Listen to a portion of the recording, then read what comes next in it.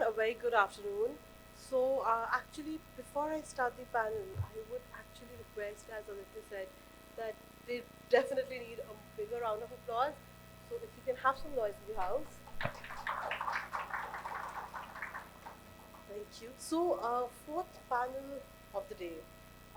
We have discussed various aspects of marketing and coming towards failing forward, bold marketing bets, and the lessons that we can get from it, receive from it. Um, Today, where consumer attention is so fleeting, brand narratives are continuously being rewritten. At the same time, the campaigns which are making bold marketing bets are getting limelight altogether. Some work, some do not. So we'll discuss all of it today. Before I start my session, I would request all of you to quickly give like a 20-second introduction so that our audience would also know you. Good afternoon, everyone. My name is Sujata Singh. I head South operations for Havas Media Network. I've been in the industry for more than 20 years across advertising and media. Hi, good afternoon, everyone. First of all, thanks to Business World for having us here. My name is Arjun. I head marketing for matrimony.com. I've been in the industry and the profession of marketing for over 20 years now. I've worked in a couple of industries, FMCG, consumer durables, smartphones, and now matchmaking. Nice to be here. Thanks.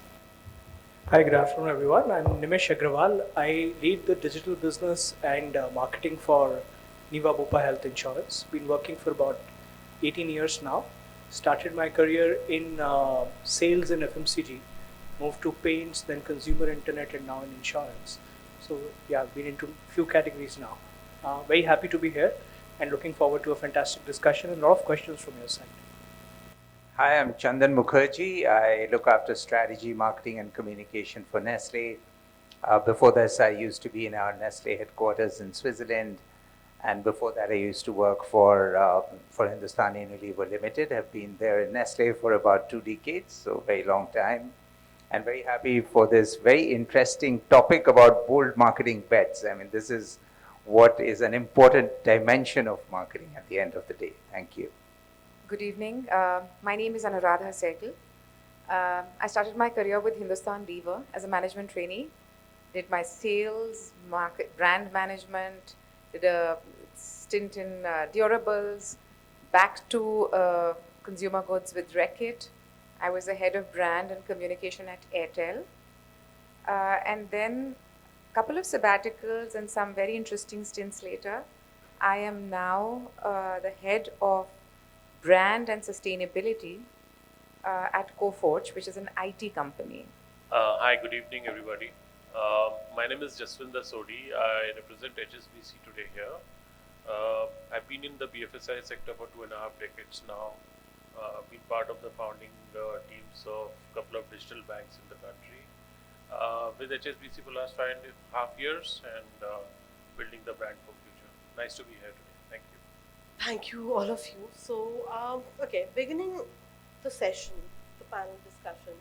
So we all love, happy, successful campaigns, but failures are as important as successes. A very wise man once told me that you should know what not to do. You get to learn what to do later, but knowing what not to do becomes primary.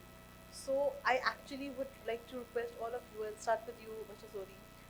Any marketing campaigns that come to your mind which, according to you, have done exceptionally well, or where you think that they took bold risk and the reward was not what they expected? It's an interesting question because how do you define failure, or how do you define a less successful campaign? As marketers, we are always in love with the campaigns we run. And many a times, there are different stakeholders who define success in different metrics, right? So we've been in this industry for long, and HSBC, as you know, is an international organization.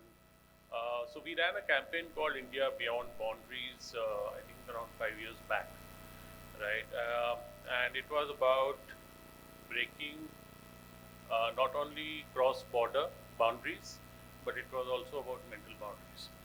So we kind of touched upon the non-stereotype jobs which are coming up, which the new generation is tried to mix that with how HSBC is not only breaking boundaries across borders by way of cross-border banking, but also by way of suggesting that the new age thinking doesn't mean that one cannot be in non-conventional roles, non-conventional profiles. Uh, it was a beautiful campaign, very well accepted. But when you look at returns, when you look at marketing metrics, it was not there. But if you look at the theme, if you look at the message, what we wanted to deliver, I mean, if you talk to anybody, it was a great campaign. But when it came down to hard metrics, when it came down to did we really move the needle? Probably not. Probably it was ahead of time. Probably it was too bold to talk about it. But that's something which reminds me to and something relates to whether you want to take bold bets or whether you want to be commercially popular. I think that's something which we face every day. But it's good to have such campaigns once in a while.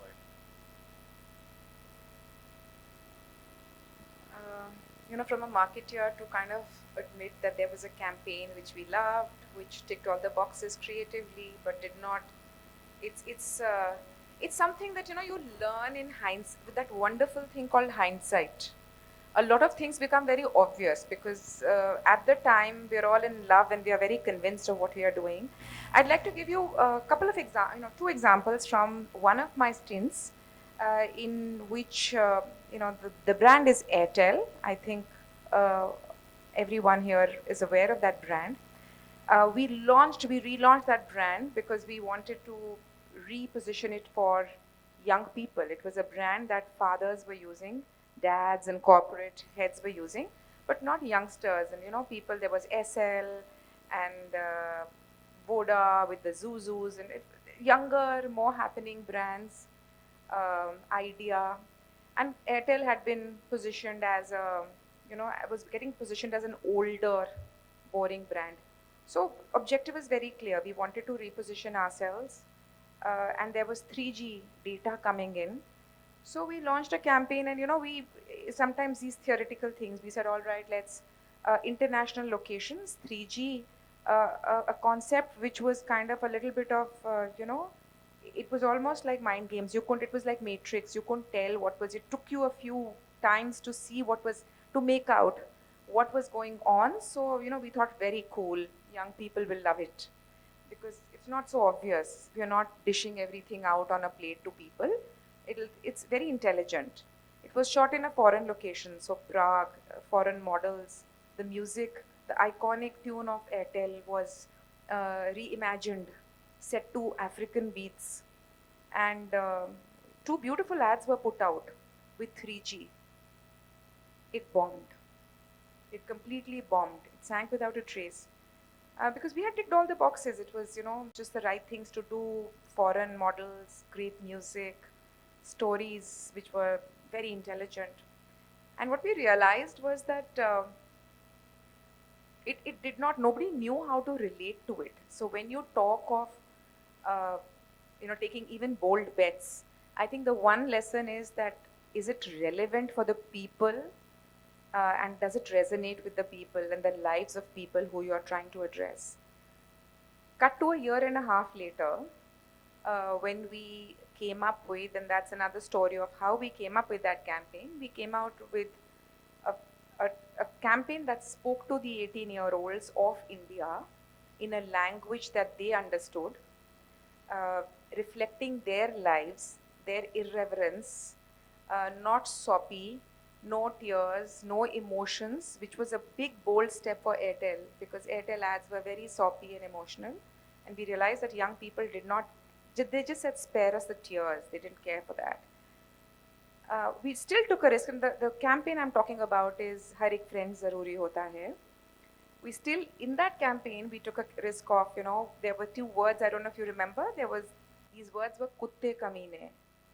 It was a risk because for a very, very established, respectful brand, in its campaign to launch with words like this, to have a campaign that was very random, not a happy closure, was a risk, and we took that risk. Um, and those two things actually, in with that wonderful thing called research, when we found out, are the things that tick the boxes the most.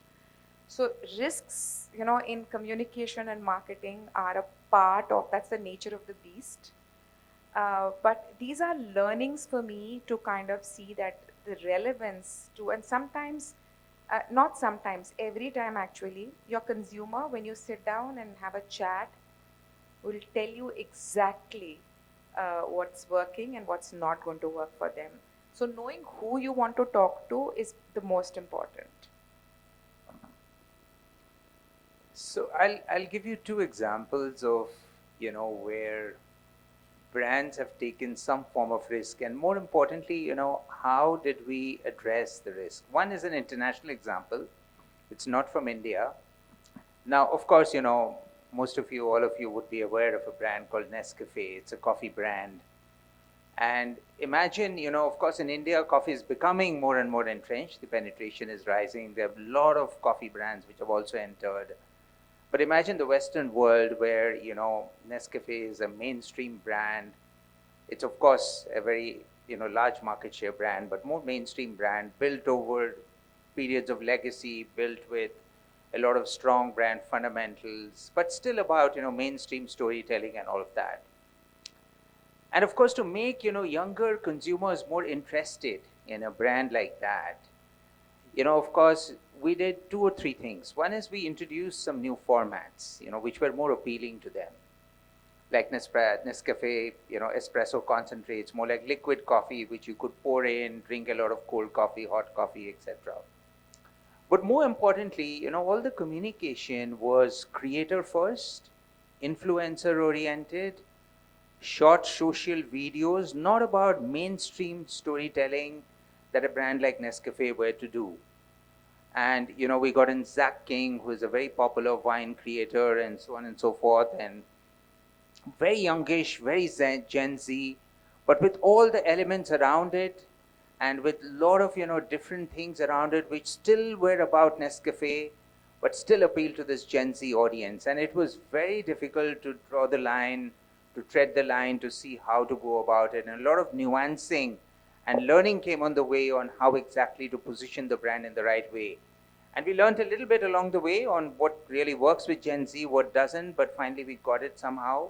But it's a step that if you were to become a creator first, influencer first brand, very social forward, and that's a step that you have to take while still being true to your brand, while on the other side also taking risks.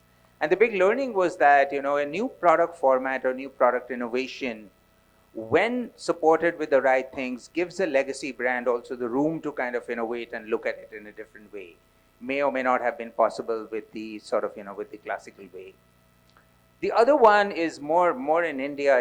We had a crisis on one of our main brands, Maggi, many years ago, and after a brand has been through a crisis, it's always bold step to see what next. How do you come back?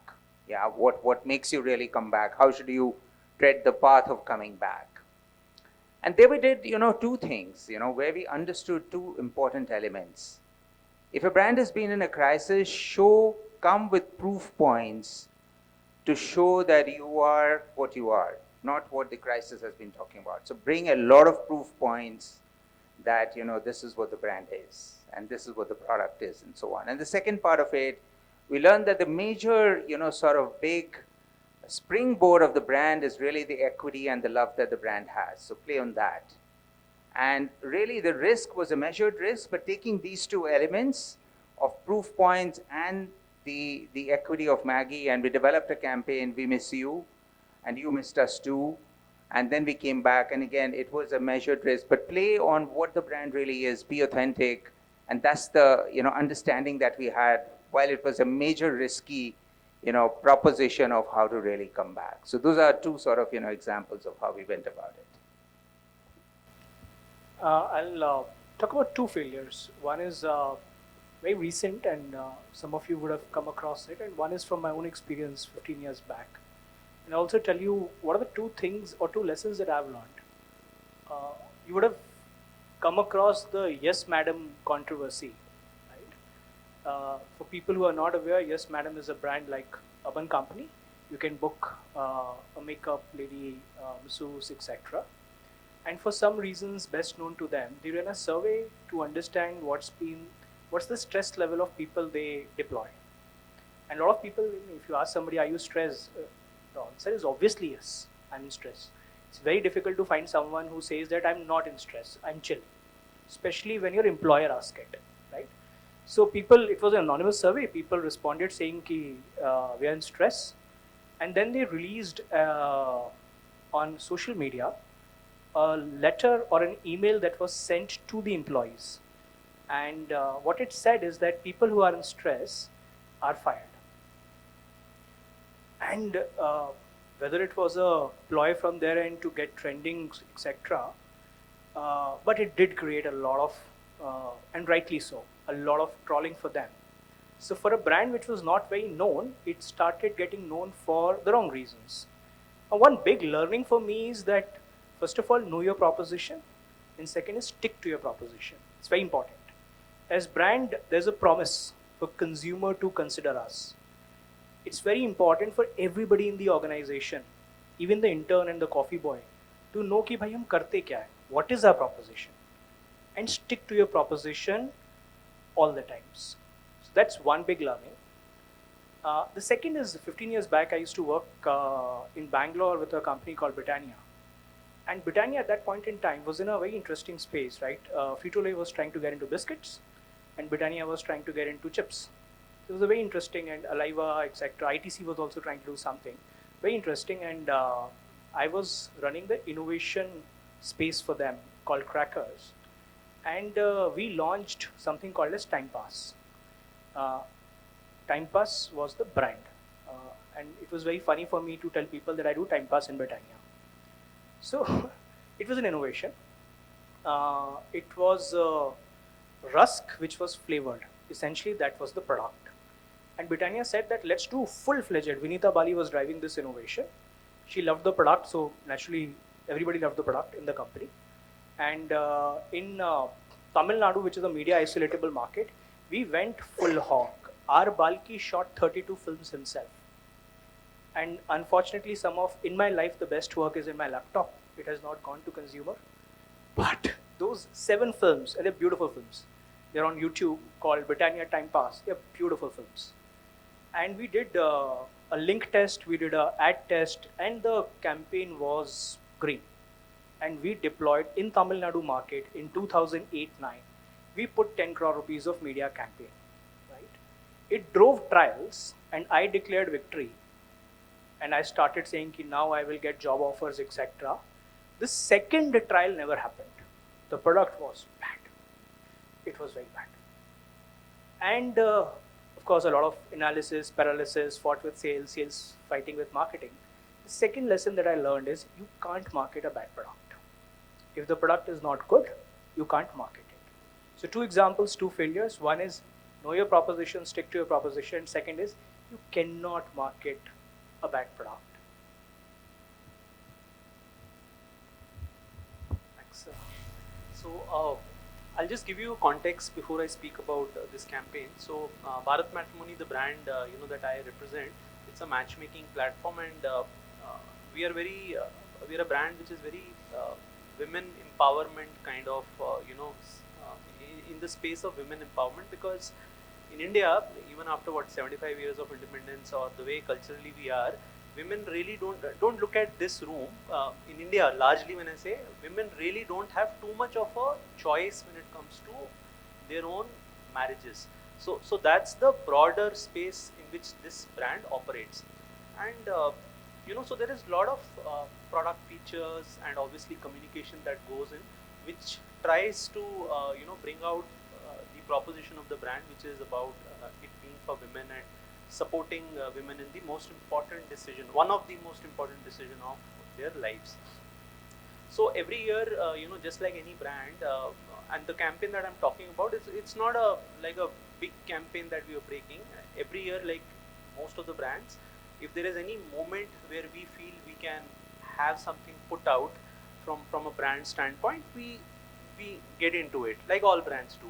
So I remember 2 years back, during Holi, there was this thought that came based on insights, and especially in the northern markets. I'm talking about upcountry UP or Bihar, where Holi is played in a very bad way.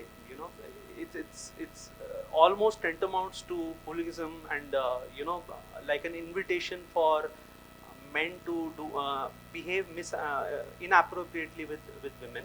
So we wanted to just put a spotlight on this issue, and we came up with this small Insta reel, I would say, wherein we show a woman who comes back from playing Holi, and the moment she starts washing her face, washing the color out, there are assault marks on her face and arms. So that was the whole concept, and we were just making a message that Holi should not be fun for only one part of this country. The other part, which is women, it should be as fun for them also. Otherwise, women will stop participating. And a lot of insights we looked at, which actually showed that women are very wary about venturing out during this time. Put that video out. I think within 20-30 minutes, my PR head called me up. I was in a meeting, and he was constantly calling me up. So finally, I picked up. I thought, I don't know what's happened. And we are a very conservative brand. Generally, we've been a very space because of the nature of the product as well. Traditional matchmaking, appealing to parents and women and all that. So he told me, have you checked the internet? Have you checked Twitter? Twitter exploded. And even if you check now Bharat Matrimony Holi campaign on Google, you will find thousands of comments on that. So what had happened was, one hardcore Hindu religious group picked up that ad, and they exploded on the internet, especially Twitter or X at that time, and we did not know how to manage this crisis. Suddenly, our call center was getting abusive calls to our women employees. Our apps on the Play Store were being rated within seconds with a 1-star, and people commenting on the apps that this app should be deleted, so on and so forth. Immediately, all of us got in a huddle. The first obvious thought was, we got our PR agency involved. They said, withdraw the ad. So me and my CEO went through, and there was a lot of hate which was coming to the CEO or the founder also on the internet that we were seeing. So we got into a huddle. We looked at our ad or the message that we had put, and we realized that we stand with it. We stand for women empowerment. And there is nothing wrong in the video that we have put out. We spoke to few people, few other brands.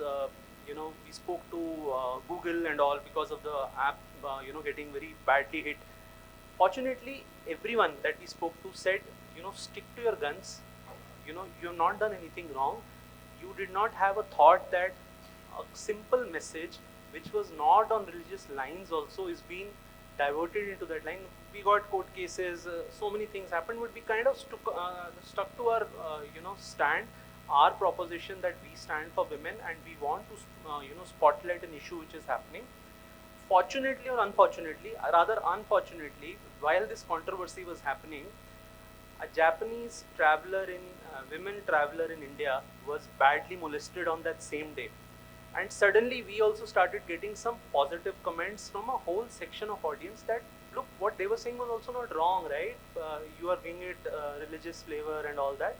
So net the learning for me was, or for the organization was, as Nimish was also mentioning, one, obviously, if you stand for something and you're not fundamentally doing anything wrong, you should stick to it. The other thing, of course, was as a marketer and leading a team, is to have a very strong checklist. You might have a message in a way that you are perceiving, but you really don't know how it will be taken in the larger context with a certain section of audience. Nothing to be scared about, but at least be aware about it. Like, our intention was never to give it a religious tone. Holi as a festival is a festival. We never thought of it as a Hindu festival, and we are against or we are anti-Hindu, as it was claimed that this brand is anti-Hindu and all that. So those were the two lessons that we got out of this controversy. So I'm going to talk about a case, a campaign which is very, very recent, but where brand has taken bold step, but it has been successful. At least we have seen early success. This is for Swiggy Instamart. And just for the context, I've been at Amazon. I've led media there for 6 years. So what Swiggy Instamart was trying to do is to kind of put up a festival sale campaign, competing with the legacy players like Flipkart and Amazon. So it is like a bold step, right? How do you kind of reset the narrative, which is kind of dominated by Big Billion Day and Amazon Great Indian Festival? So we had a campaign called Quick India Movement, and also kind of indexing on your own strength. And how do you reset that narrative? So one, and because I've been on that side, I know what the playbook is, and it seemed like a daunting task to be able to establish in that space. But what this campaign has taught us is that you can always reset the narrative if you have a unique strength. One of the things that Swiggy Instamart wanted to achieve with this is to go beyond the conventional categories that they operate in, which is basically groceries, and get into lifestyle and personal care. That they have managed to do.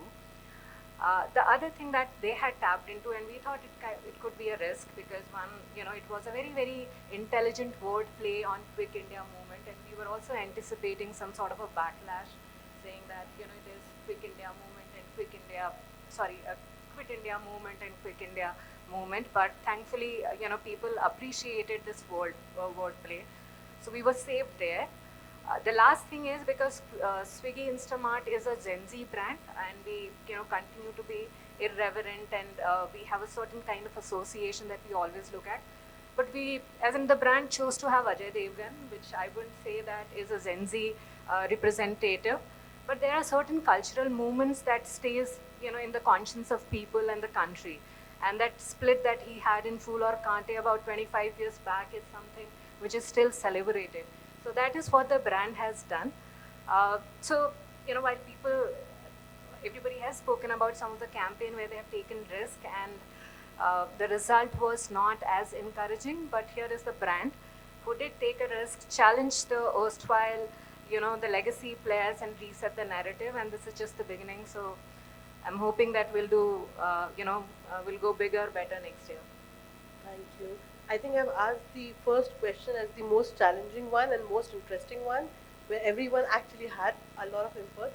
Okay, we have roughly 6 minutes. I quickly, come across one question, that is, with all the conversations we had till now, one thing that I understood, one thing the baseline was that it is all about youth, the targeting of the youth. Now, when we talk about the young generation, how do you explain them data privacy when all they want is personalized experiences? We have a lot of young people here. How many of you have tried the Ghibli trend or the Nano Banana trend? Right.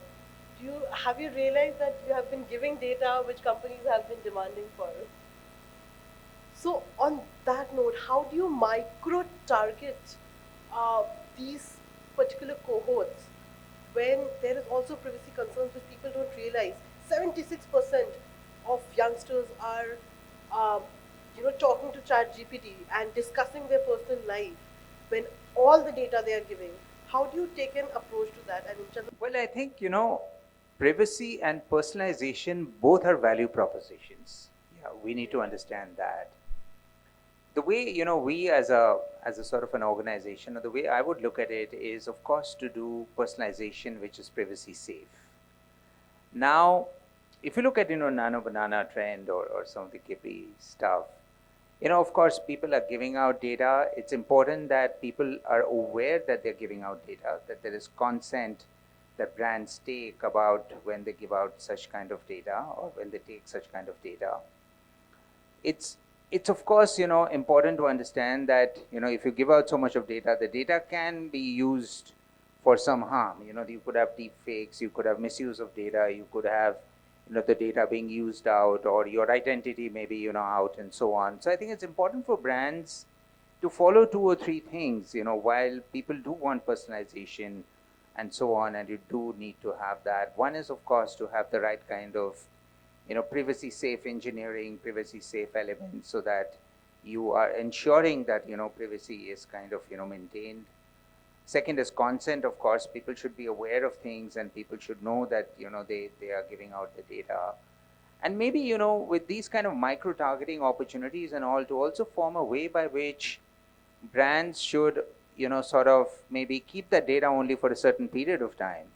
Maybe people can then, get out of it at a certain point in time. And we'll have to also look at how do we have trust as a ROI metric, in the sense that, how many people are opting out of it, how many people are complaining about it, how many people are looking at other kinds of elements around it, so that we are able to personalize when it's privacy safe. So, but I think people need to be aware of it. Otherwise, some of it is also lack of awareness, that people give out the data and they don't even know that they've given it out. True. I mean, similar on the lines of, Anuradha, if I may ask you on this, that we all saw the Poonam Pandey's campaign. Do you think the storytelling is the way where they went wrong, or do you think the media is where they went wrong, the channeling of media? What lessons can we learn out of that? I mean, a death conspiracy out of it, it's just doesn't make sense. So there is a thrill of pushing boundaries and taking risks, but should you take it at the cost of ethical and integrity and authenticity? Never. Because any brand, it's not a sprint. We're looking at brands that have been around for 50, 60, 70, 100 of years, and you always want the brand to live for a very long time. It is a marathon. The one thing that you cannot afford to do is lose trust. It's the hardest thing, and we've had brands who you would give an arm and a leg. You work very hard to first build that trust. If by some mistake you lose it, then to win it back. But to therefore be consciously looking at some shock kind of campaigns. The two things, I mean, it did get some 500 odd headlines the next day, that campaign. But I think what it did do is forever eroded the credibility of the influencer in question. The second thing it did was it actually did a disservice to such campaigns which are about health, because nobody remembers what the campaign was all about, which was really cervical cancer and how you can prevent it. But everyone remembers that somebody faked death. And so what is the message? That actually, nobody dies from it. You're actually confusing the message. And so I would never, one of the things to never do is authenticity, if you notice, is something that is coming across as a core value, and you cannot compromise on authenticity. It's a cornerstone of successful and good communication, is to be authentic and credible, and those should never be sacrificed at the altar of eyeballs, views, shock value. It's not worth it. Okay. Now, Mr. Sodhi, on that note, do you think if a campaign goes unnoticed, is that more important, or a campaign like these, which are massively noticed, but eventually we need to learn from them? What do you think has a bigger take on it? See, first of all, I think the choice which a brand makes is on trust versus virality. I think 9 out of 10 or 10 out of 10 will agree that we will never compromise trust, right? So if it is coming at the cost of trust or authenticity, the answer is no. But if I look at psychologically or behaviorally, anything which gives unnoticed or where the consumers are indifferent to your campaign, I think you've lost them. If there is a positive or a negative emotion coming out of your campaign or after in response, it means that they care in some form for your brand. So now, where do we put the boundaries? Where do we push? I think it's left to each industry, in each brand, of how they play in banking and financial services. We are very particular about trust. We are very particular about data privacy and things like that. So we will never play with it, right? But at the same time, to what extent you kind of bend expectations will give you more eyeballs, but not to that extent where it kind of just breaks it. Sujata, from an agency side, you've worked with various brands. How do you see these campaigns when you're taking risks with them, when you're discussing the process with them? Uh, how do you channelize those aspects?